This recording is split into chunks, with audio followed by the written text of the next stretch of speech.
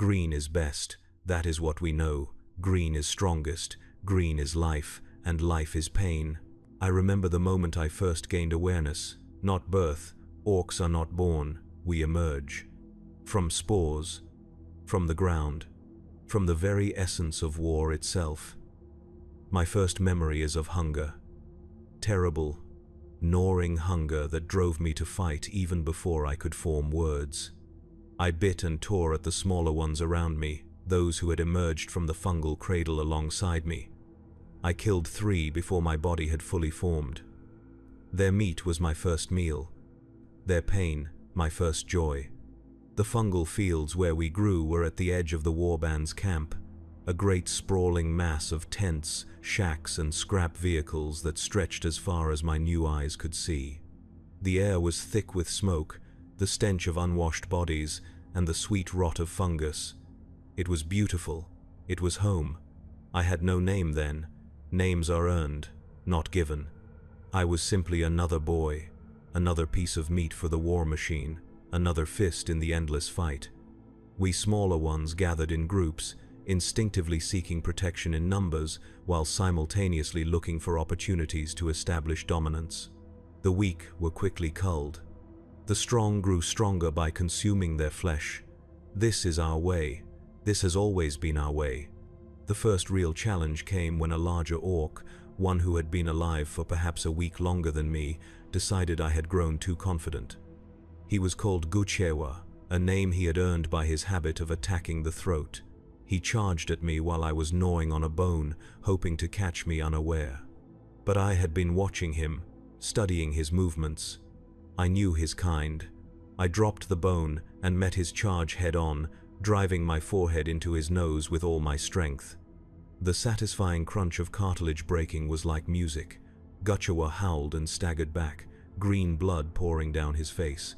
But he was bigger, and anger only makes an orc stronger. He came at me again, this time more cautiously. We circled each other, the other boys forming a ring around us, hooting and jeering, placing bets on which of us would soon be dinner. Guchewa feinted left, then lunged right, his jagged teeth aiming for my throat. I twisted away, but not fast enough. His teeth sank into my shoulder, tearing through the thin muscle. Pain shot through me, sharp and clarifying. Something happened. Something changed inside me. The pain did not weaken me. It focused me. It filled me with a rage so pure, so perfect, that everything else fell away. There was only Guchewa and me, and one of us would not see the next sunrise. I brought my knee up into his gut, forcing him to release his bite. Then I attacked, all thought gone, nothing but instinct and fury driving my fists into his face, over and over, until his features were a ruined mass of pulp and broken teeth. Even then I did not stop. I continued to pound and tear until someone larger pulled me off. It was a Nob, one of the bosses, his skin darker green with age and experience, his body covered in crude metal armor and scars. He looked at what remained of Guchewa, then at me, and grunted something that might have been approval. "You fight good, runt," he said, his voice like rocks being crushed. "But you waste good meat." He was right. In my frenzy, I had rendered Guchewa inedible, the body too damaged to provide sustenance. It was wasteful, stupid. I lowered my eyes, expecting punishment. Instead, the Nob tossed something at my feet. A crude club, little more than a length of metal with a handle wrapped in leather. "You grubskull now," the Nob declared. "You eat last tonight for wasting meat. Tomorrow, you join raid." And so I was named. Grubskull, not for any great deed or particular feature, but for the simple brutality with which I had destroyed Guchewa.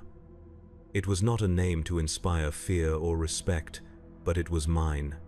It marked me as something more than just another boy. That night, as the Nob had decreed, I ate last. The choicest cuts were long gone by the time I was allowed to approach the cooking pits. I made do with gristle and half-burned fat, but it was enough. I had survived my first real fight. I had earned a name. I had been given a weapon. Tomorrow, I would join a raid. Tomorrow, I would truly begin to live. Sleep came in fitful bursts, my new weapon clutched tightly to my chest. Around me, the warband continued its nightly activities. Fights broke out sporadically. Laughter and roars of pain mingled with the constant background noise of machinery being tinkered with, metal striking metal as weapons were repaired or improved. The smell of smoke and cooking meat never faded. This cacophony was our lullaby, the discord that somehow made perfect sense to our kind. I dreamed of battle, of glory, of growing larger and stronger with each enemy slain. I dreamed of one day becoming a Nob myself, perhaps even challenging the war boss. These were good dreams, proper Orky dreams, but beneath them lurked something else, something I could not quite grasp. A sense of purpose beyond simple violence, a direction, a calling. Morning came with the roar of engines and the bellowing of Nobs gathering their squads. I rose quickly, eager to prove myself.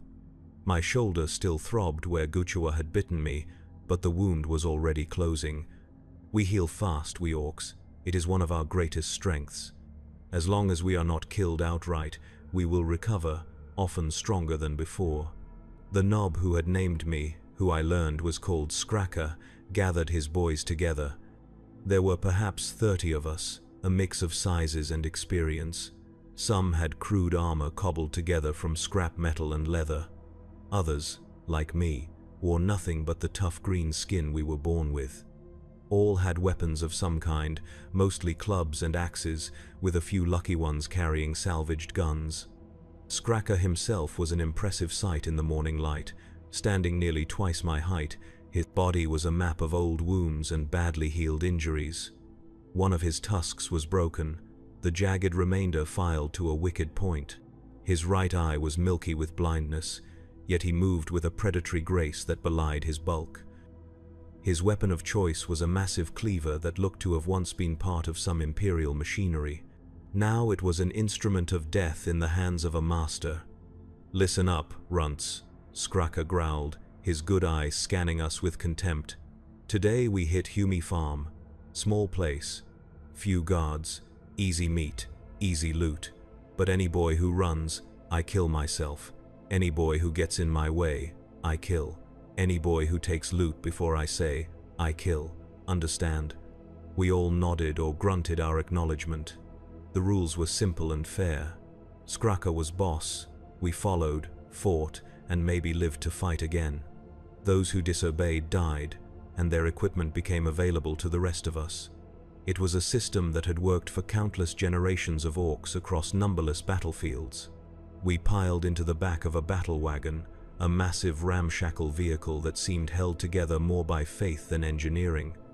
Its sides were reinforced with scavenged metal, and crude spikes protruded at odd angles.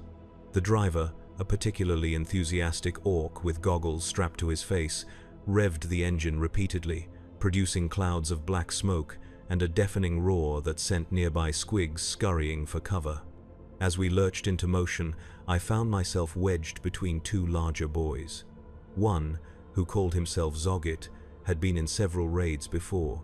He claimed to have killed 10 humans in a single fight, though the number seemed to grow with each telling. The other, Crunch, said nothing at all but stared straight ahead with an intensity that was unsettling even by orc standards. The journey was uncomfortable. The battle wagon had no suspension to speak of, and every bump in the wasteland sent us crashing into each other. This inevitably led to fights breaking out, which Skraka quelled with swift brutality. By the time our destination came into view, 2 boys were nursing broken arms, and one lay unconscious in the corner, blood leaking from his ears. The human settlement was exactly as Skraka had described: small, isolated, vulnerable. It was surrounded by fields of crops, neat rows stretching to meet a forest on the far side. A few buildings clustered together at the center, with one larger structure that might have been a storage facility or a community hall. From our vantage point on a ridge overlooking the valley, I could see tiny figures moving about, unaware of the green tide about to crash down upon them. Skraka raised his cleaver. "No shooting unless I say," he ordered. "Too noisy." want to be in close before they know we here. When I give signal, we charge, kill everything that moves, burn what cannot be carried. Understand? Again, we signaled our understanding. The battle wagon was positioned for a quick escape once the raid was complete. We disembarked and began to make our way down the ridge, using the sparse vegetation for cover. My heart was pounding, not with fear but with anticipation. This would be my first real fight against an enemy, not just another orc. This would be the true test of my worth. As we drew closer, I could make out more details. The humans were primarily engaged in agricultural work, tending to their crops with simple tools. There were perhaps 20 of them visible, mostly adults with a few younger ones mixed in. I saw no obvious weapons, though I knew humans could be deceptive. They might have guns hidden away, ready to be brought out at the first sign of danger. We reached the edge of the fields, still undetected. Skraka raised his cleaver again, then brought it down in a vicious arc. The signal to attack. What followed was a blur of violence and exhilaration. We burst from cover, a wave of green muscle and crude weapons, bellowing our war cries. The humans looked up in shock, their faces transitioning from confusion to terror in an instant. Some ran for the buildings, others froze in place, as if disbelieving the nightmare charging toward them. A few, braver or more foolish than the rest, raised their farming tools in defiance. I found myself sprinting toward one such human, a male who stood his ground with a long-handled farming implement held before him like a spear. He jabbed it at me as I approached, the metal tip grazing my chest. The pain was nothing, less than nothing. I swung my club, connecting with his side. I felt ribs crack beneath the impact. The human went down. Gasping, I stood over him, raised my club again, and brought it down upon his head. The sensation was unlike anything I had experienced before, different from killing another orc. This was prey, not a rival. The satisfaction was in the hunt, not the challenge. I roared my triumph to the sky, then turned to find another target. All around me, my fellow boys were engaged in similar acts of slaughter. Humans fell before us like wheat before a scythe. Some fought back with surprising effectiveness, managing to wound or even kill a few of the smaller or less careful orcs. But the outcome was never in doubt. We overwhelmed them through sheer numbers and savagery. Skraka was a whirlwind of destruction, his cleaver rising and falling in a rhythm as steady as a heartbeat. Each stroke claimed a life. He moved with purpose, heading for the largest building, cutting down anyone who stood in his path. I followed in his wake, dispatching wounded humans who still showed signs of life. One grabbed at my ankle as I passed, a female with determination in her eyes, even as blood leaked from her mouth. I respected her spirit, so I made her end quick. A single blow, precisely delivered. It was more mercy than most of my kind would show. We reached the large building, which I now saw was indeed a storage facility. Inside were sacks of grain, preserved foods, and various tools. Skraka ordered half, the boys to begin loading as much as they could carry. The rest of us continued the assault on the remaining buildings, hunting down any humans who had sought shelter. I found myself approaching a small structure set apart from the others. It was simple, just 4 walls and a roof, with a single door and 1 window. The door was barred from inside. I could hear movement within, hushed voices trying to be silent. I smiled, more prey. With a roar, I charged the door, my shoulder slamming into the wood. It shuddered but held. I backed up and tried again, putting more force behind it. This time I heard the bar begin to splinter. One more charge and the door gave way, sending me stumbling into the dimly lit interior. 3 humans cowered in the corner, an adult female and 2 young ones, all with the same light-colored hair and pale skin. The adult pushed the young ones behind her and faced me with a small blade held before her. Her hand shook, but her eyes held the same determination I had seen in the female outside. "Stay back, monster," she said in the human tongue. I understood her words, though I did not know how. Perhaps knowledge of the enemy's language is born into us, just as the knowledge of how to fight is instinctive. I advanced slowly, savoring the moment. The human jabbed her blade at me, a feeble gesture that I easily avoided. I could have killed her instantly, but something made me hesitate. Not mercy. Orcs do not know mercy. It was curiosity. I wanted to see what she would do, how far she would go to protect her offspring. The answer came swiftly. She lunged at me with unexpected speed, her blade finding a gap in my tough hide, sinking into the muscle of my thigh. Pain flared, sharp and immediate. I roared in anger and swung my club, catching her on the shoulder. She fell but scrambled back up, placing herself once more between me and the young ones. "Run!" she shouted to them. "Run now!" The young ones darted past her, trying to reach the broken door. I moved to intercept them, but the female threw herself at me again, this time aiming for my eyes. Her dedication to protecting her spawn was impressive, foolish but impressive. I caught her by the throat and lifted her off the ground. She kicked and struggled, her blade slashing ineffectively at my arm. The young ones had reached the doorway. They would not get far. Other boys would find them soon enough. I looked into the female's eyes as her struggles began to weaken. There was no fear there now, only hatred and something else, something I had never seen before. A strange acceptance, as if she had made peace with her end because she had done all she could for her young. It was that unfamiliar emotion that decided me. I snapped her neck quickly, giving her a clean death. It felt right, somehow. A recognition of her warrior spirit, even if she was just a human. I stepped outside to see one of the young ones already lying dead in the dirt, Zoggit standing over the body with a bloody axe. The other was running toward the fields, small legs pumping desperately.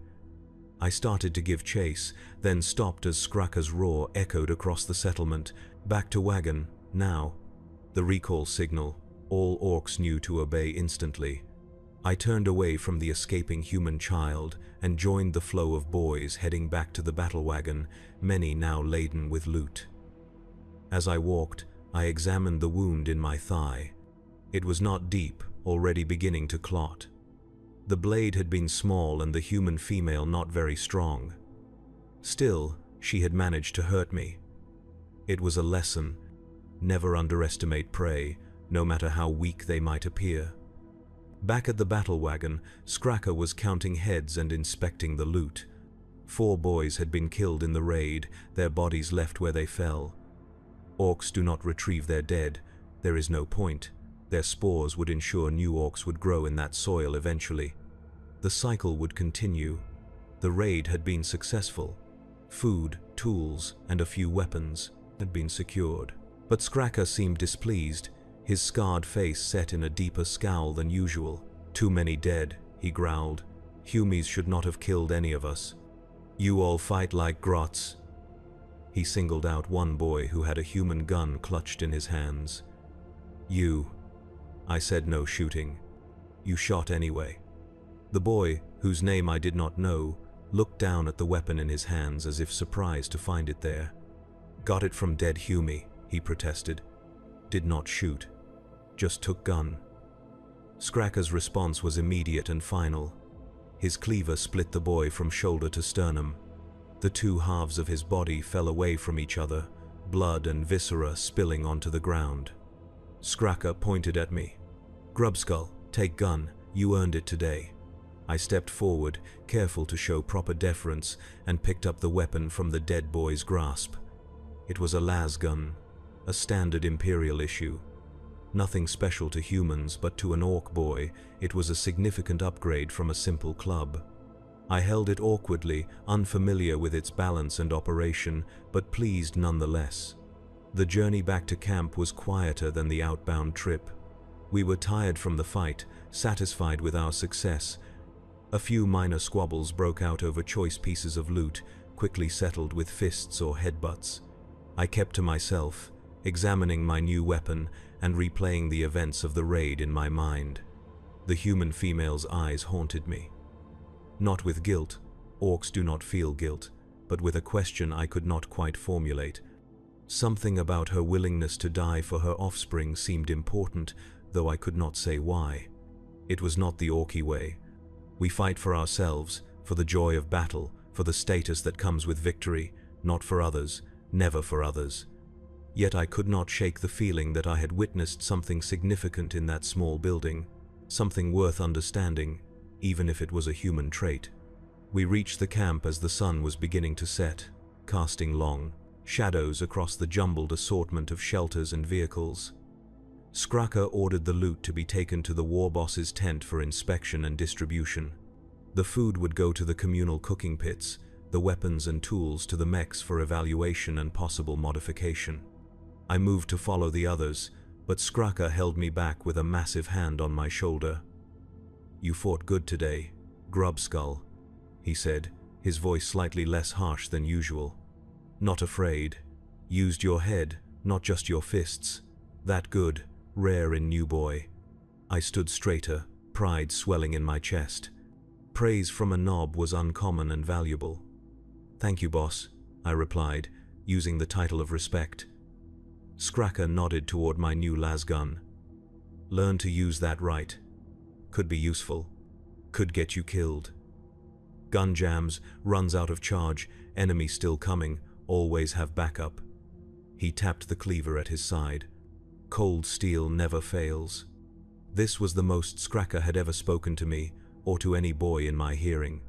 It was clearly meant as a form of mentorship, rare among our kind where most learning comes through brutal experience rather than instruction. "I understand, boss," I said. "We'll practice. We'll be ready next raid." Skraka grunted, apparently satisfied. "Go eat. Rest. Tomorrow we raid again. Different target. Harder fight. Better loot." With that, he strode away, leaving me standing alone with my thoughts and my new weapon. I made my way to the cooking pits, where the day's spoils were already being prepared. The smell of roasting meat filled the air, making my stomach growl with anticipation. I had earned my place at the feast today. I would not eat last tonight. As I approached, I saw Zoggett and Crunch already there, tearing into chunks of meat with their sharp teeth. Zoggett waved me over, surprisingly friendly given our competitive nature. "Grubskull got gun," he observed as I sat down beside him. "Good raid for you." I nodded, accepting a piece of meat from one of the smaller orcs, tending the fire. "Good raid for all," I replied. "You kill quick. Saw you with small Humie." Zoggett grinned, showing meat caught between his teeth. "Easy kill.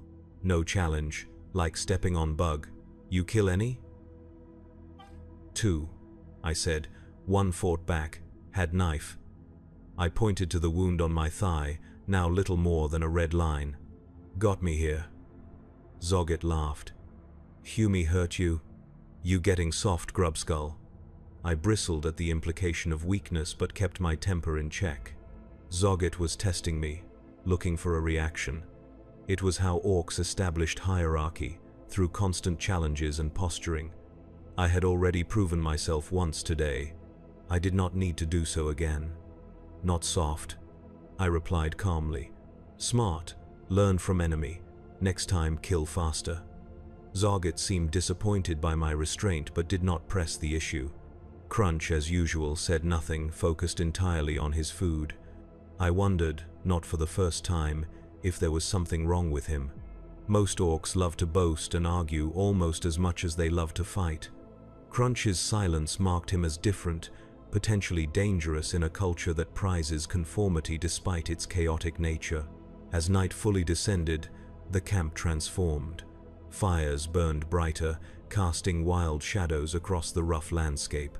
Music, if it could be called that, began to pulse through the air, produced by crude drums and improvised instruments. Orcs with no formal role as musicians simply played what felt right, creating a discordant but strangely compelling rhythm that spoke to something primordial in our nature.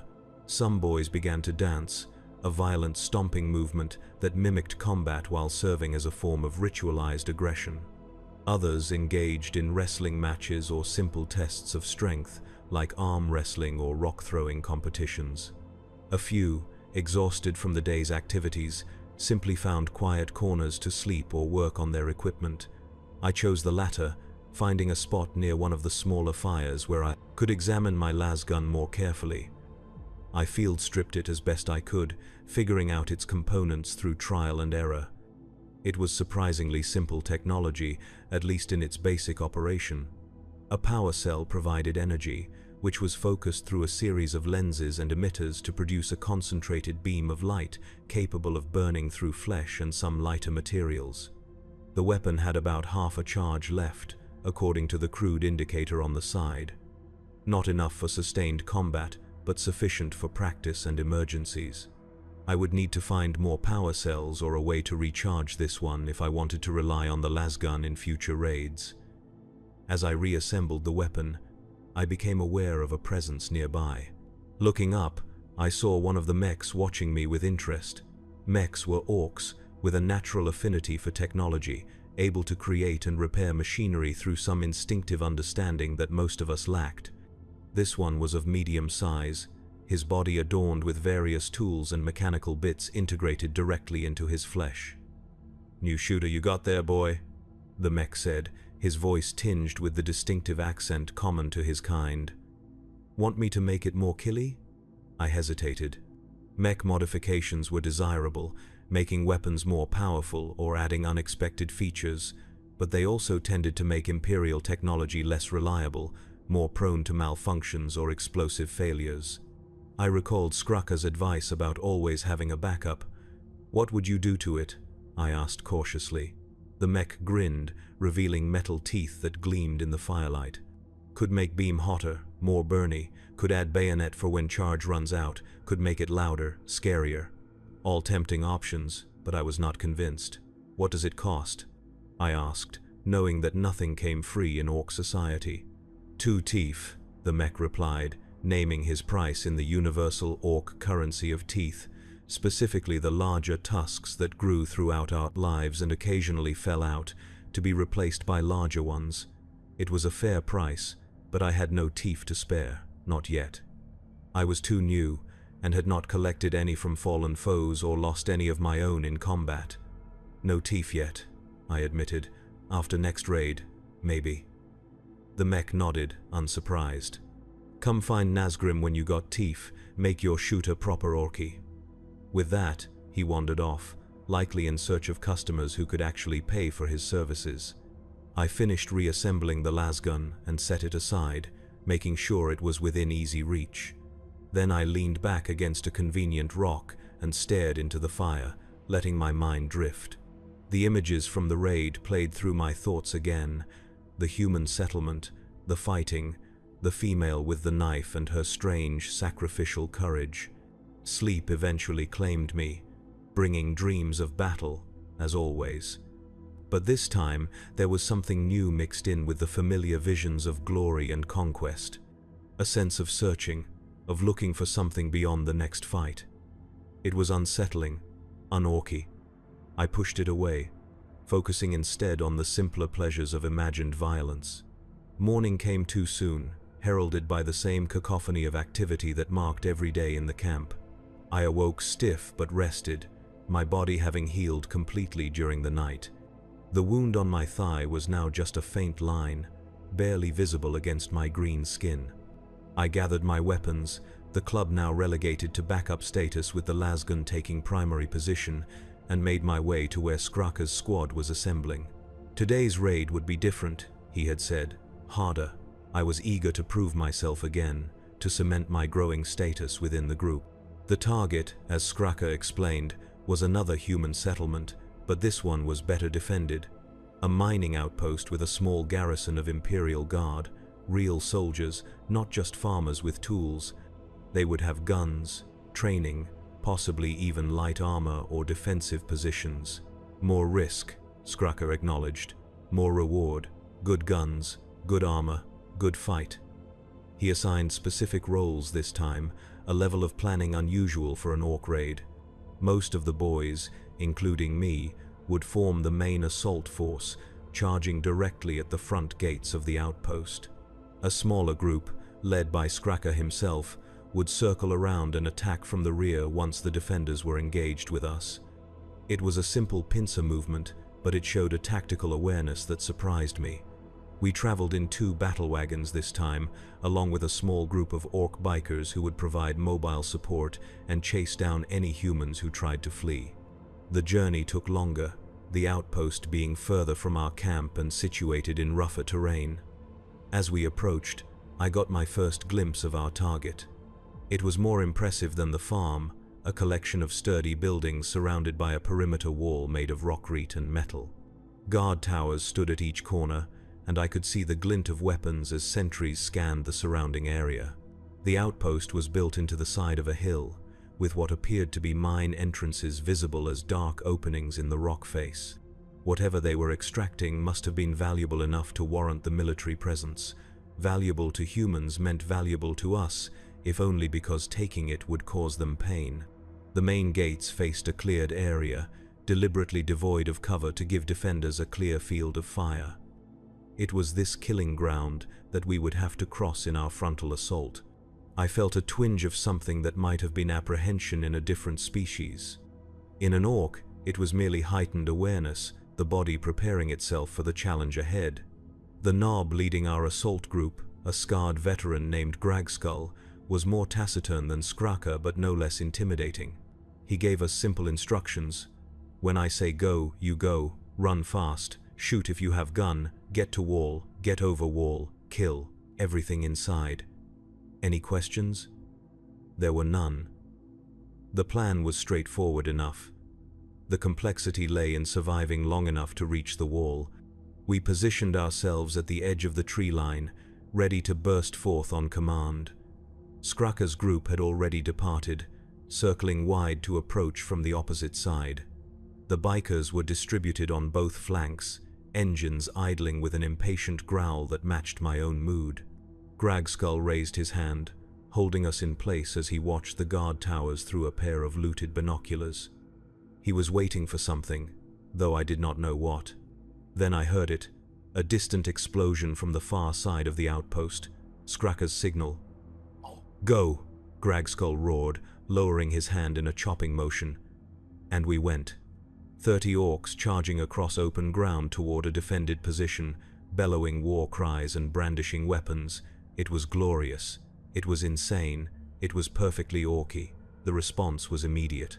Lasgun fire erupted from the towers and the wall, red beams cutting through the air around us. 2 boys fell in the first volley, their bodies tumbling lifelessly to the ground. Another was hit in the leg but continued to run, dragging the wounded limb behind him with stubborn determination. I ran in a zigzag pattern, making myself a harder target while still maintaining forward momentum. My lasgun was clutched in both hands, useless until I got closer. Imperial Guard weapons had better range than most orc firearms, and my looted lasgun was no exception. Another boy fell just ahead of me, a lashbolt burning through his throat in a spray of steam and blood. I leapt over his body without breaking stride. The wall was getting closer. 50 meters. 40. 30. The fire was intensifying, more orcs falling as the guards found their range. I heard the distinctive roar of orc shooters joining the fray as some of the boys with longer-ranged weapons began to return fire. Most of the shots went wide, orc marksmanship being notoriously poor, but it provided some covering fire as we closed the distance. 20 meters. I raised my lasgun and squeezed the trigger, aiming roughly at one of the guards visible on the wall. The weapon kicked slightly in my hands, a beam of red light lancing out to strike the wall just below my target. Too low. I adjusted and fired again. This time the beam caught the guard in the shoulder, spinning him around and sending him toppling backward out of sight. Elation surged through me. My first ranged kill. It felt different from close combat, less visceral but no less satisfying. I fired again and again, not really aiming now but adding to the general suppressing fire as we closed the final distance to the wall. 10 meters. The ground around me was erupting in small puffs of dust as last bolts struck all around. I felt a searing pain across my upper arm where one shot grazed me, burning away a strip of skin. It only fueled my battle rage. 5 meters. We had reached the base of the wall, those of us who had survived the charge. About half our original number, I estimated, though I had no time for an accurate count. Gragskull was there, shouting orders, organizing the assault on the wall itself. Some boys produced crude grappling hooks attached to ropes, which they began to swing above their heads. Others simply started to climb, using the rough surface of the rockreat and any protruding features as handholds. I opted for the latter approach, slinging my lasgun across my back and beginning to scale the 3-meter-high barrier. The guards above were now leaning over, firing down at us at point-blank range. One boy next to me took a last bolt directly to the top of his head, his skull exploding in a shower of bone fragments and brain matter. His body toppled backward, nearly taking me with it. I clung to the wall, finding new handholds, continuing to climb. I reached the top and hauled myself over the edge, coming face to face with a startled human guard. Before he could bring his weapon to bear, I grabbed him by the front of his uniform and pulled, using his own weight to topple him over the edge. His scream was cut short by the impact below. Now, on top of the wall, I unslung my lasgun and took stock of the situation. The outpost was in chaos. Skraka's rear assault had breached the back gate, and his group was now rampaging through the compound. Fires had broken out in several buildings, and the sounds of combat echoed from all directions. The guards were trying to mount an organized defense, falling back to a central building that likely served as their barracks or command center. They moved with a discipline that was alien to orc warfare, covering each other's retreats, laying down suppressing fire in coordinated volleys. Gragskull had made it over the wall and was rallying those of us who had survived the initial assault. "Push them," he commanded, pointing toward the central building. "No escape, no mercy." We surged forward, a green tide flowing through the outpost. I fired my lasgun at any human I saw, scoring hits with increasing accuracy as I became more familiar with the weapon. My charge gauge was dropping rapidly, but I had no time to worry about that now. As we approached the central building, the resistance stiffened.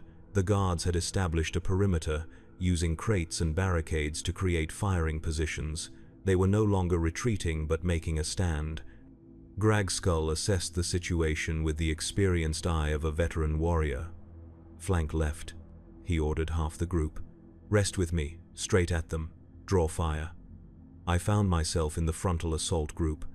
We charged directly at the human barricades, firing as we ran, creating a wall of last bolts and crude bullets that forced the defenders to duck for cover. The first wave of us crashed into the barricades like a green tsunami. I vaulted over a stack of crates and landed amongst 3 human guards. My lasgun's charge was depleted, so I swung it like a club, catching one guard across the face with enough force to shatter bone. I dropped the weapon and drew my backup club, the familiar weight comforting in my hand as I engaged the other 2. They fought well for humans, working together, one trying to distract me while the other looked for an opening. But they were facing an orc, and not just any orc. I was Grubskull, veteran of 2 raids now, killer of humans. I feinted toward one, then spun and brought my club down on the other's shoulder with a satisfying crunch. As he fell, I charged the remaining guard, absorbing a knife thrust to my side without slowing. My club connected with his ribs, then his head, and he went down in a heap. All around me, similar scenes played out as orcs engaged in close combat with the defenders. What we lacked in technique, we made up for in strength, ferocity, and numbers. The human line buckled, then broke. They retreated into their central building, sealing the heavy metal door behind them. Gragskull surveyed the situation, his face contorted in a grin that was equal parts pleasure and frustration. "Need to get inside," he growled. "Skraka, bring demo charge." Skraka emerged from the crowd, holding what appeared to be a large bundle of explosives cobbled together by one of the mechs. He approached the door, placed the charge against it, and activated some kind of crude timer mechanism. "Back!" he shouted, retreating quickly. We all took cover behind whatever was available, some diving behind barricades, others simply hitting the dirt. The explosion was magnificent, a flower of flame and smoke that blossomed outward, sending the reinforced door flying inward. Before the dust had even settled, we were up and charging through the newly created entrance. Inside was a scene of desperate last stands and bloody close-quarters combat. The remaining guards had taken positions behind overturned tables, in doorways, anywhere that offered some protection. They fought with the determination of those who know they are doomed but refuse to accept it. I found myself pushing forward alongside Crunch, the silent orc who had been at the cooking fires the previous night. He fought with a cold efficiency that contrasted sharply with the typical orc berserker rage. Each movement was precise, each blow calculated to disable or kill with minimal effort. It was almost artistic, in its own brutal way. We cleared room after room, leaving nothing alive in our wake. In one chamber, we found what appeared to be the mining operations administrative center. Maps and charts covered the walls, and a large table dominated the center of the room. On it was a detailed model of the surrounding area, with the mine and outpost represented in miniature. Crunch grunted, the first sound I had heard him make voluntarily. He pointed at the model, then at a specific location marked with a small red flag. I did not understand the significance, but I could tell he thought it important. Our exploration was interrupted by a burst of gunfire from the doorway. A human officer, distinguished by the insignia on his uniform, was firing a compact auto pistol at us. Crunch took a round to the shoulder but barely seemed to notice. He charged the officer, moving with that same eerie precision. The human managed to get off 2 more shots before Crunch reached him.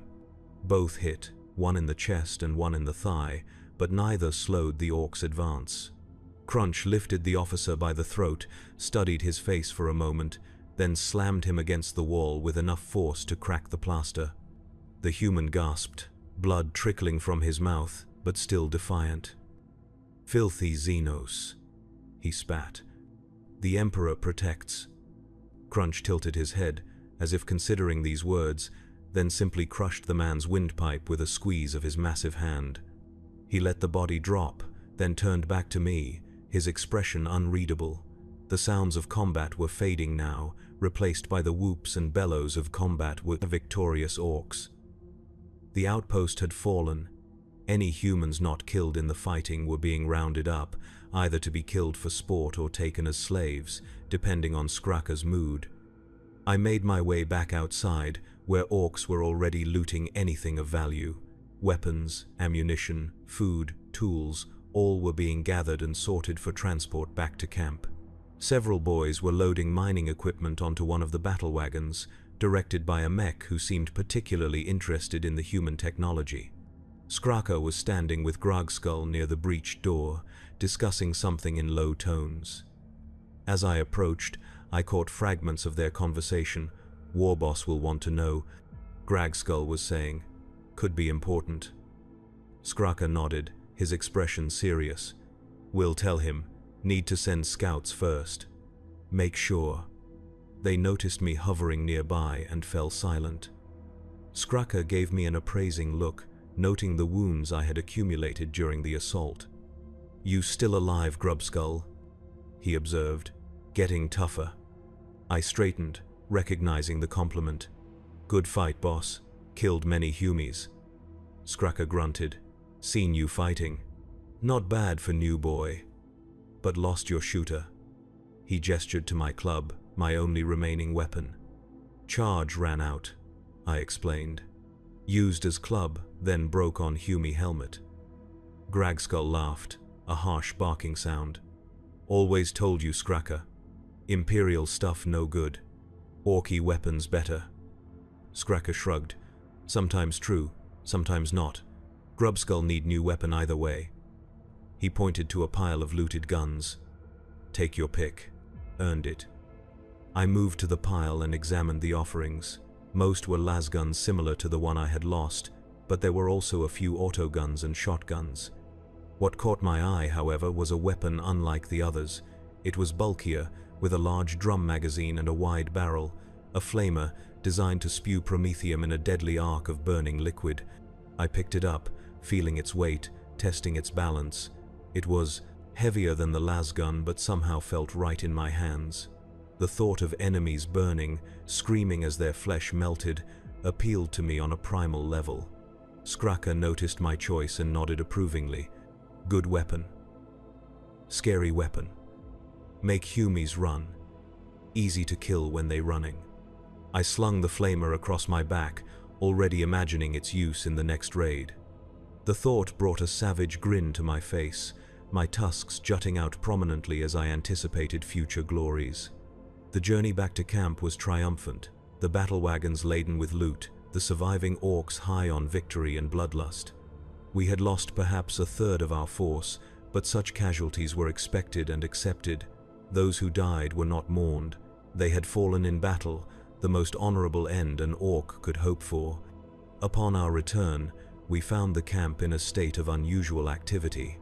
Orcs were gathering in large numbers around the war boss's compound, a collection of large tents and crude buildings at the center of the encampment. Something significant was happening. Skraka and Gragskull immediately headed in that direction, ordering the rest of us to unload the battle wagons and bring the best of the loot to present to the war boss. I helped with this task, my new flamer drawing envious looks from some of the other boys. Once the vehicles were emptied, we followed our leaders toward the gathering. The crowd parted for Skraka, his status as a favored nob earning him deference even among this rowdy assembly. I stayed close behind him, curiosity driving me forward. At the center of the gathering was the largest orc I had ever seen. The war boss, Grimtooth the Skull Taker, was a mountain of muscle and crude armor, his skin a dark green bordering on black, his tusks like daggers protruding from his massive jaw. One of his eyes had been replaced with a mechanical substitute that glowed red in its socket. He carried a power claw on one arm, the energy field surrounding it crackling with barely contained force, while his other hand gripped a massive shooter that would have required 2 hands for a normal orc to wield. Beside the war boss stood a smaller figure, hunched and twisted. A weird boy, one of the rare orcs born with psychic abilities. This one was adorned with fetishes and talismans, bones and teeth hanging from his clothing and pierced through his skin. His eyes were wild, unfocused, occasionally flashing with unnatural energy as the psychic power built up within him threatened to discharge. Skraka approached the war boss, head lowered in a show of respect that stopped short of submission. "Successful raid, boss," he reported. "Good loot, good kills." Grimtooth barely acknowledged this, his attention focused on the weird boy, who was swaying slightly and muttering to himself. "Tell him what you found," the war boss commanded Skraka. Skraka hesitated, glancing around at the assembled orcs. "In private, maybe?" Grimtooth's mechanical eye whirred as it focused on Skraka. "Now," he growled, the single word carrying enough menace to make even a hardened knob flinch.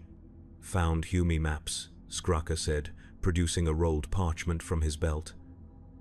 "Show big force moving this way. Many soldiers, tanks, big guns." A murmur ran through the crowd. This was significant news. The human settlement and mining outpost we had raided were just the outer edges of Imperial presence in this region. If a larger force was moving in, it could mean war on a scale beyond simple raids. Grimtooth took the map, his power claw deactivated temporarily to allow him to handle the delicate material. He studied it with surprising thoughtfulness for an orc, his one natural eye narrowing as he traced the marked routes. "How long?" he asked. Skraka shrugged. "Hard to say. Map not clear on time, but soon. Days, not weeks."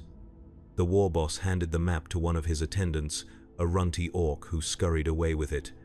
Then he turned to the weird boy, who had become more agitated, small sparks of energy now, visibly crackling around his head.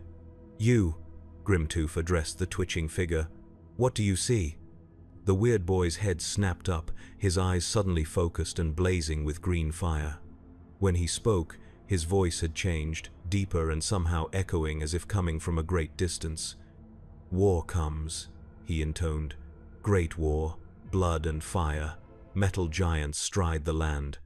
The sky burns green. I see a gathering, a calling. The Wa approaches." A hush fell over the assembled orcs. The Wa was more than just a battle cry.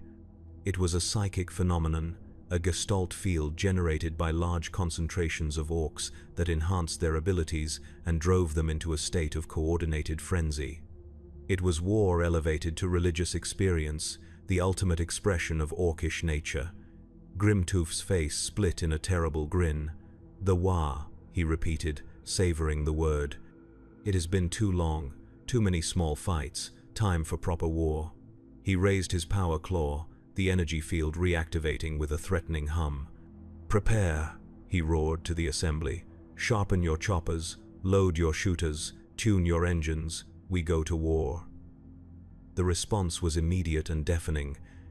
Every orc present began to chant, stamp, and brandish weapons. Wah, wah, wah. The sound built upon itself, growing in volume and intensity until it seemed to physically vibrate the air. I found myself joining in, caught up in the primal energy of the moment. The chant resonated with something deep within me, something coded into my very being. This was what it meant to be orc. This was our purpose: war, conquest. The glorious release of violence on a scale beyond imagination. The gathering began to disperse as orcs rushed to follow the war boss's orders, preparing for the coming conflict. Skraka gathered his boys, including me, in a small circle away from the main commotion. "Big changes coming," he told us, his voice low but vibrating with excitement. "War, not small thing, not raid, not skirmish, proper war, many orcs, many fights, many chances to get bigger, stronger." This was important information for us newer boys. In orc physiology, growth was tied directly to success in combat. The more an orc fought and won, the larger and stronger he became. A warg meant opportunities for advancement unlike anything a simple raid could provide. "What do we do, boss?" Zoggett asked, practically bouncing with anticipation.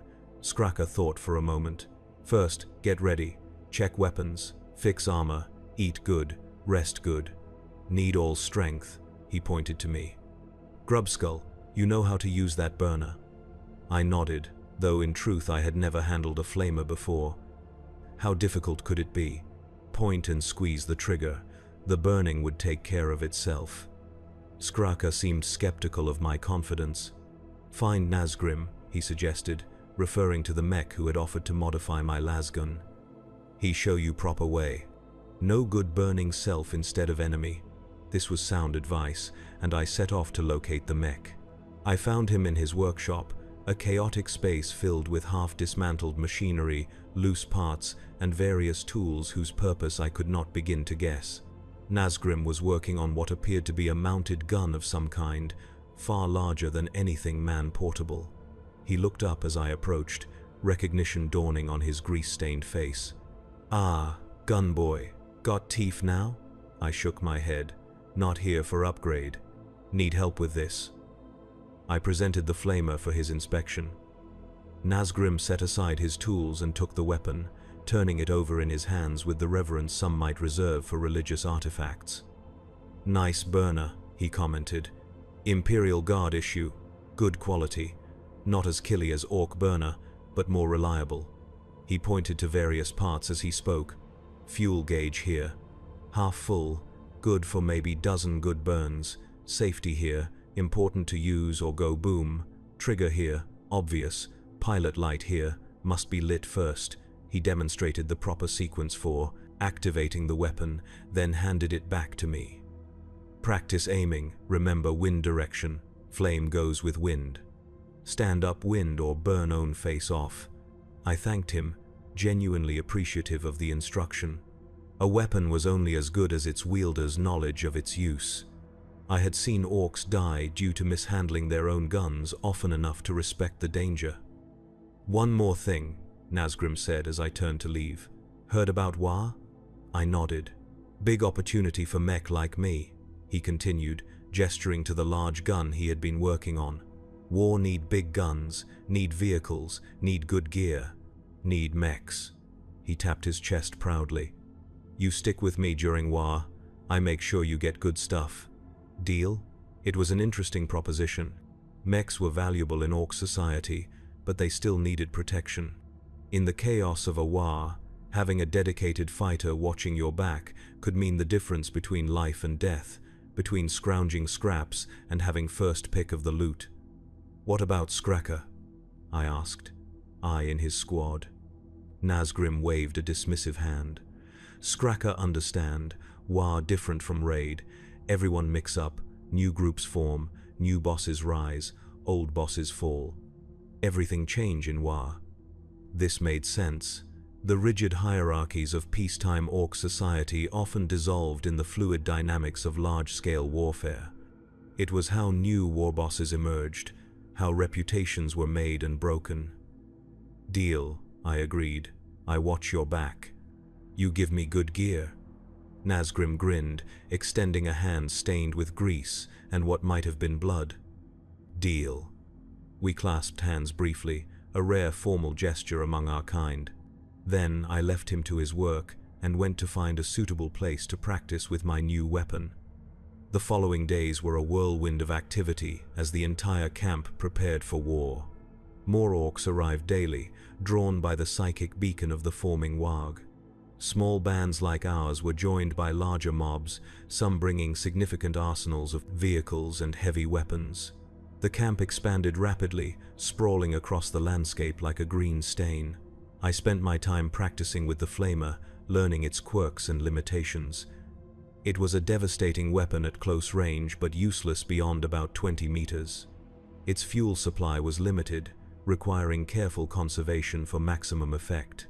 And, as Nazgrim had warned, it was sensitive to wind conditions. I learned this lesson the hard way, singing my arm when an unexpected gust blew the flames back toward me. Skraka was busy with Warboss Grimtooth and the other knobs, planning the coming campaign. This left us boys largely to our own devices, though regular training sessions were organized to keep us sharp. These often devolved into brawls, but even that was useful practice in its own way. I saw little of Crunch during this time. The Silent Orc had been assigned to a scouting party, sent to gather more information about the approaching Imperial force. When he returned, 5 days after the announcement of the war, he brought disturbing news. The scouts had encountered not just ordinary Imperial Guard, but Space Marines, the legendary Adeptus Astartes, genetically enhanced super soldiers clad in power armor and armed with the finest weapons the Imperium could provide. Even one such warrior was a match for dozens of ordinary orcs. A full company of them represented a threat even to our burgeoning war. Grimtooth received this information with surprising calm. Rather than being discouraged, he seemed almost pleased by the challenge. "Better fight," he declared. "Stronger enemies make stronger orcs. When we kill Marines, we show all how mighty we are." This confidence inspired the rest of us, though I noticed some of the older, more experienced knobs exchanging concerned looks. They had faced Marines before, perhaps, and knew the true measure of the threat, but no one dared voice doubt, not with the Warg energy building to a fever pitch. On the 7th day of preparations, Grimtooth called the entire warband together. Thousands of orcs gathered in a natural amphitheater near the camp, a sloping basin that allowed all to see and hear the war boss as he stood upon a makeshift platform of wreckage and stone. "Tomorrow we march," he announced, his voice carrying effortlessly to the furthest edges of the assembly. "Tomorrow we bring war to the Humies. Not small war, not raid, real war. Proper Orky war." A roar of approval answered him, weapons brandished, feet stomping in rhythm. "They bring their best against us," Grimtooth continued when the noise had subsided slightly. "They're metal men, they're space marines. They think this scare us." He laughed, a sound like boulders colliding. "We orcs, we fear nothing. We fight anything. The bigger they are, the more fun to kill." Another roar, louder than before. "Remember," the war boss raised his power claw, the energy field casting an eerie glow across his scarred features. "We are green. Green is best. We are strongest. We are orcs. And tomorrow we are Wah." The final word was taken up by every throat present, a thunderous chant that seemed to shake the very ground. "Wah, wah, wah." I added my voice to the chorus, feeling the energy building, the psychic field that connected all orcs growing stronger, more coherent. It was intoxicating, a rush beyond anything I had experienced in my short life. This was what we were made for. This moment, this feeling, this promise of violence on a scale beyond imagination. That night, there was little sleep in the camp. Bonfires burned high, around which orcs danced, fought, feasted, and boasted of the deeds they would perform in the coming battle. Crude alcohol flowed freely, further inflaming passions already running hot. I indulged moderately, wanting to keep my wits sharp for what lay ahead. I found Nazgrim making final adjustments to a collection of weapons laid out on a tarp. He greeted me with a nod, then pointed to a set of makeshift armor pieces. "For you," he said, "not fancy, basic protection. Better than nothing." The armor consisted of scavenged Imperial Guard flak plates, modified to fit orc proportions and reinforced with additional metal scraps. It would not stop a bolter round or a power sword, but it might turn aside lesser weapons or at least reduce the damage they inflicted. "Thanks," I said, trying on the chest piece. It fit reasonably well, tight enough to stay in place during movement, but not so tight as to restrict my breathing or mobility. Nazgrim helped me secure the rest of the pieces, then handed me a bandolier of fuel canisters for my flamer. "Full tank in weapon," he explained. "These for reload, 6 total, make them count." I nodded, understanding the value of such a gift. Fuel was precious, carefully hoarded by those with flame weapons. For Nazgrim to provide so much indicated that our arrangement was more than just convenient words. "Tomorrow, stay close," the mech instructed. "Front line, dangerous place for mech. You keep burner ready. Anyone get too close to me, you cook them. Clear?" "Clear," I confirmed. "Where in formation we go?" Nazgrim pointed to a crude map spread out nearby, showing the planned deployment of the Wa. "Here." He indicated a position in the second wave, behind the initial assault force, but ahead of the heavy support elements. "Good spot. See plenty action. Not first to die." This seemed a reasonable compromise between safety and opportunity. The front ranks would absorb the initial defensive fire, breaking upon the Imperial lines like a wave upon rocks. But many would die in that first clash. The second wave would exploit the breaches created, pushing deeper into enemy territory where kill opportunities would be plentiful. I spent the remainder of the night checking and rechecking my equipment, ensuring everything was in working order. My flamer was clean and properly fueled. My backup weapon, a crude axe I had traded for with another boy, was sharp and securely fastened to my belt. My armor, such as it was fitted as well as possible and would not shift during combat. Morning came with the blaring of horns and the revving of engines. The Wa was assembling, thousands of orcs forming into their designated groups. The noise was overwhelming, a physical presence that beat against the ears and vibrated in the chest. Clouds of dust rose as vehicles took their positions, from small bikes to massive battle wagons and the looming silhouettes of salvaged tanks. I found Nazgrim amidst the chaos, the mech loading equipment onto a lightweight vehicle with a mounted gun. He waved me over, pointing to the passenger seat. "You ride with me," he shouted over the din. "Better than walking, save energy for fighting." I clambered aboard, securing my flamer within easy reach. The driver, a Gretchen too small to fight effectively but skilled enough to operate the vehicle, gave me a nervous glance. Gretchen knew their place in the hierarchy, and it was firmly at the bottom, useful only for their dexterity and willingness to perform tasks orcs found beneath them. Nazgrim took position at the mounted gun, a heavy shooter that he had personally modified for increased rate of fire at the cost of accuracy.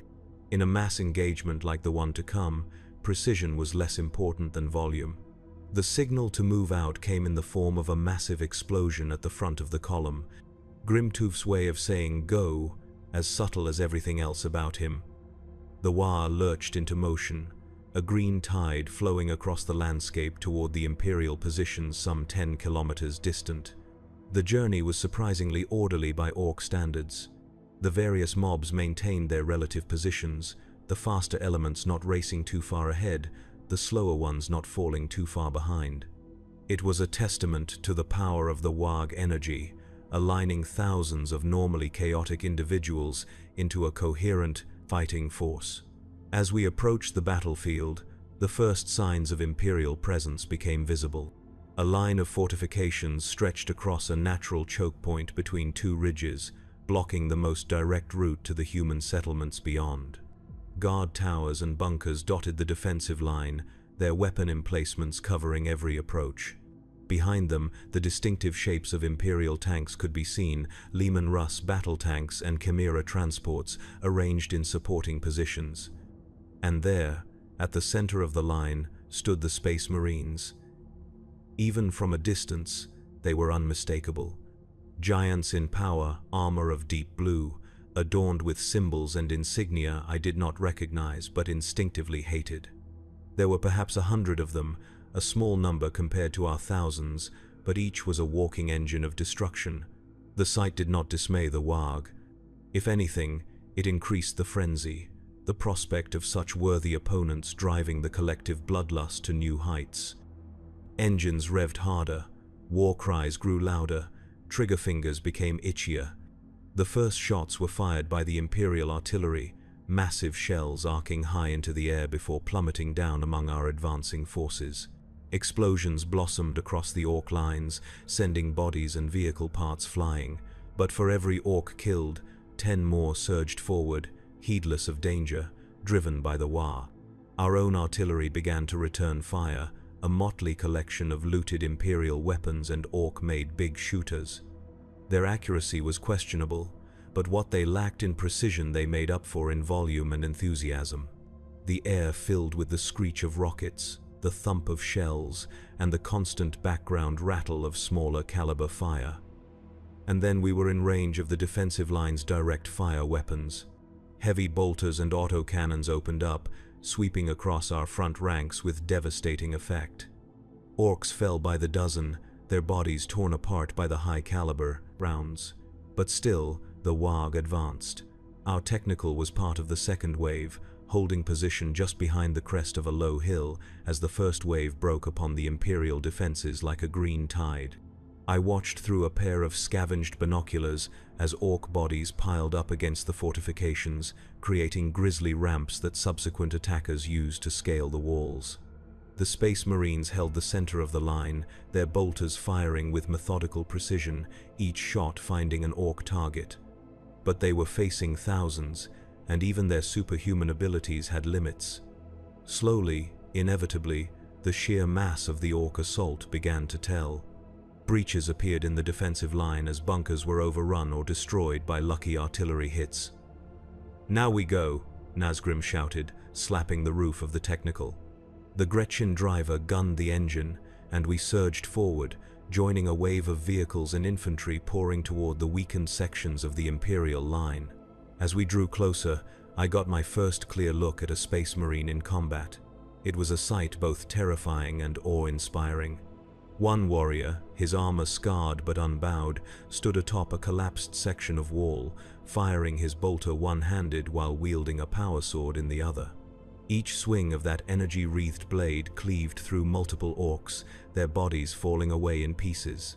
Each bolter shot exploded inside its target, turning Orc flesh into green mist. Yet for every Orc that fell, 2 more took his place.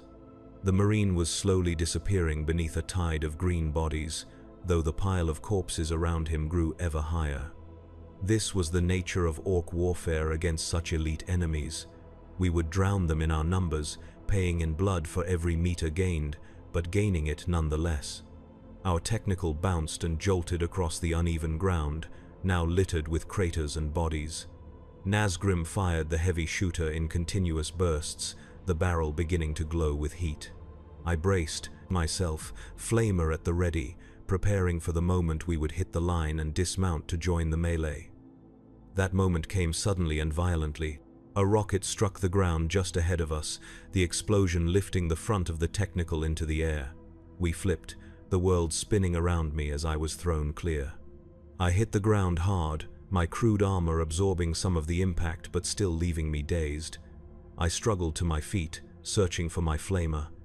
It lay a few meters away, miraculously intact. The Technical was a burning wreck, the Gretchen driver nowhere to be seen, presumably crushed in the crash. Nazgrim was pulling himself from the wreckage, one arm hanging limp at his side, blood flowing from a gash on his forehead. "You alive," he observed, stumbling toward me. "Good, still need protection." I retrieved my flamer and moved to the mech's side, supporting him as we made our way toward the Imperial line.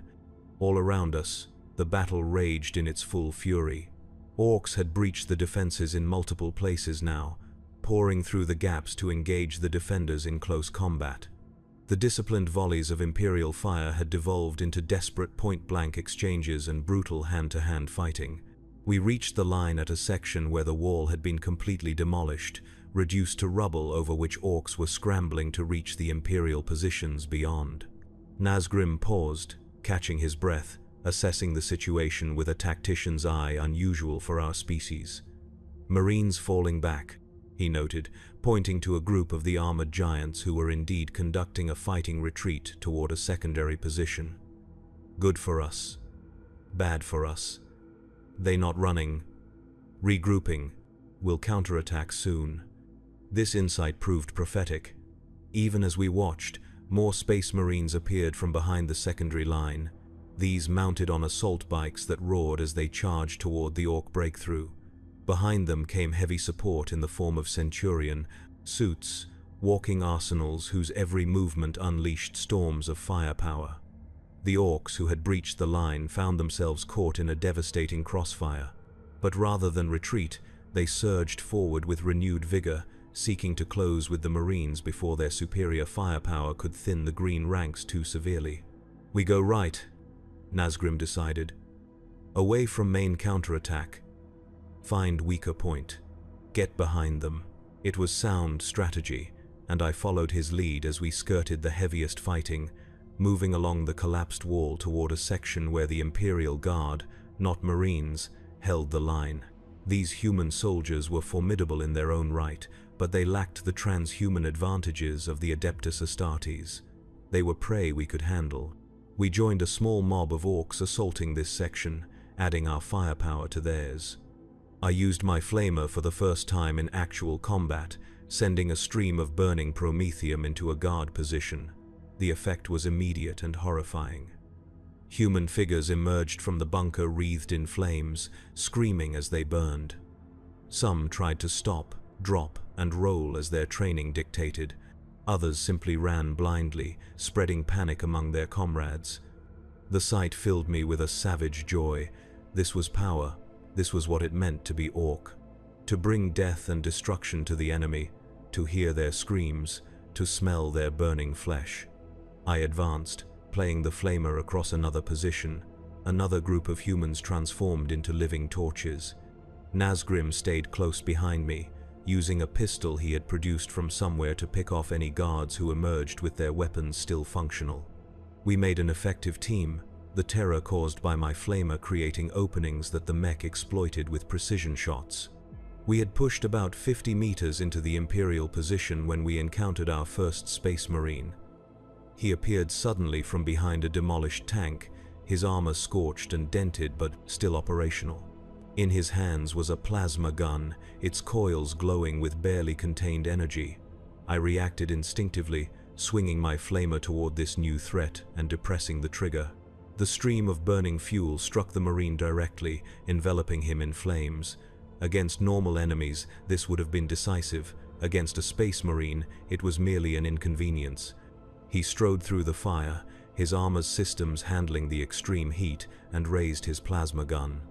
Nazgrim shoved me aside just as the weapon discharged, a bolt of blue-white energy passing through the space where I had been standing. It struck an orc behind us, vaporizing his upper body instantly. The Marine's attention now fixed on Nazgrim, recognizing perhaps that the mech represented a greater threat due to his technical knowledge. This gave me an opening. I circled to the side, then charged, closing the distance before the Marine could bring his plasma gun to bear again. I crashed into him with all my strength, staggering him slightly but failing to knock him down. It was like hitting a wall of adamantium. The Marine backhanded me with casual strength, sending me sprawling to the ground, my crude armor cracking under the impact. As he turned his attention back to Nazgrim, I scrambled to my feet and assessed the situation. The flamer had limited effect against his armor, but every warrior had weaknesses. The joints, the neck seal, the eye lenses. I needed to target these. Nazgrim was backing away, firing his pistol at the advancing Marine. The shots pinged harmlessly off the ceramite plates of his power armor. The mech stumbled over debris, falling backward just as the Marine raised his plasma gun for a killing shot. I launched myself forward again, this time aiming low, at the Marine's knees. The impact disrupted his aim, sending the plasma bolt wild. It struck a nearby fuel container, which exploded in a fireball that engulfed several orcs and guardsmen locked in combat nearby. The Marine staggered but remained upright. He swung around, impossibly fast for something so large, and grabbed me by the throat. His grip was like iron, cutting off my air, crushing my windpipe. I struggled, kicking and punching to no effect. Through the red haze descending over my vision, I saw Nazgrim rise and dart forward, something clutched in his hand. The mech slapped the object against the Marine's backpack, the power unit of his armor, then dived away. The Marine seemed to realize the danger too late. He released me, reaching back to remove whatever Nazgrim had attached, but before his hand could reach it, the device detonated. It was not a large explosion, but it was precisely placed. The Marine's power armor lost power, the servos freezing, trapping him inside what was now essentially a metal coffin. He toppled like a felled tree, hitting the ground with a resounding crash. I gasped for air, my throat bruised but functional. Nazgrim was already at the Marine's side, his good arm working frantically at the armor's neck seal. "Help," he commanded. "Need to get inside. Valuable, very valuable." I understood. Space Marine equipment was among the most advanced the Imperium possessed. For a mech, access to such technology was an opportunity beyond price. I joined him, my stronger muscles straining against the emergency release mechanisms of the armor. With a hiss of escaping pressure, the helmet came free. The face beneath was pale, with a patrician cast to its features, now contorted in a grimace of pain and hatred. The Marine was still alive, still conscious, his superhuman physiology sustaining him despite the damage to his armor. "Xenos filth," he spat, blood flecking his lips. "The Emperor's angels will cleanse this world of your taint." Nazgrim ignored the words, focused entirely on the helmet he now held, examining its systems with the reverence of a tech priest. I studied the Marine's face, fascinated by this close look at humanity's finest. Warrior. Despite his situation, there was no fear in his eyes. Only contempt and a burning resolve. "Kill me and be done with it," the Marine said. "I die in service to the Emperor, while you live only to spread destruction." I considered his words. There was truth in them, from a certain perspective. Orcs did live for destruction, for war. It was our nature, our purpose. But was that really so different from these Marines, bred and conditioned for nothing but battle? "We not so different," I told him, the words feeling strange in my mouth. Philosophical discussion was not typical orc behavior. You fight for your god. We fight because we are orcs. Same result. War forever. The Marine's expression shifted slightly, surprise momentarily replacing contempt. Then his features hardened again. "We are nothing alike, Greenskin. We fight to protect humanity. You fight because you know nothing else." Before I could respond, Nazgrim interrupted. "Stop talking to food," he scolded. "Kill Marine, take armor, important parts inside chest piece, heart, black thing, both valuable." He was right, of course. This was war, not a debate club. The Marine was an enemy, nothing more. I reached for my axe, preparing to deliver the killing blow. The Marine met my gaze without flinching. "My brothers will avenge me," he stated with absolute certainty. "The Ultramarines do not forget their fallen." The name meant nothing to me, but the conviction in his voice gave me pause. Not out of fear, but out of respect for a worthy adversary. I raised the axe higher, wanting to make the end quick and clean, a warrior's death. The blade never fell. A thunderous explosion shook the ground, throwing me off balance. I turned to see a massive Imperial tank, larger than any I had yet encountered, cresting a rise not 100 meters away. Its main cannon was aimed directly at our position, and even as I watched, it fired again. The shell struck nearby, the shockwave sending me tumbling across the rubble-strewn ground. My head struck something hard, and darkness claimed me. I awoke to pain and the taste of blood. My body felt broken, unresponsive. With tremendous effort, I managed to open my eyes. The sky above was dark with smoke, flashes of weapons fire illuminating the clouds like lightning in a storm. The sounds of battle had changed, become more distant, sporadic rather than constant. I tried to move and found that I could not. Looking down, I saw why. A slab of rockreet had fallen across my lower body, pinning me to the ground. Blood, my blood, had pooled around me, soaking into the earth. I was dying. The knowledge came with surprising clarity and acceptance. With effort, I turned my head, surveying my surroundings. Bodies littered the ground, orc and human alike, united in death as they never could be in life. Of Nazgrim, there was no sign. Perhaps he had escaped. Perhaps he lay dead somewhere beyond my field of vision. The Space Marine was gone as well, his armor empty on the ground where he had fallen. Whether his brothers had rescued him or Nazgrim had finished harvesting his augmented organs before fleeing, I could not say. In the distance, I could see the battle continuing.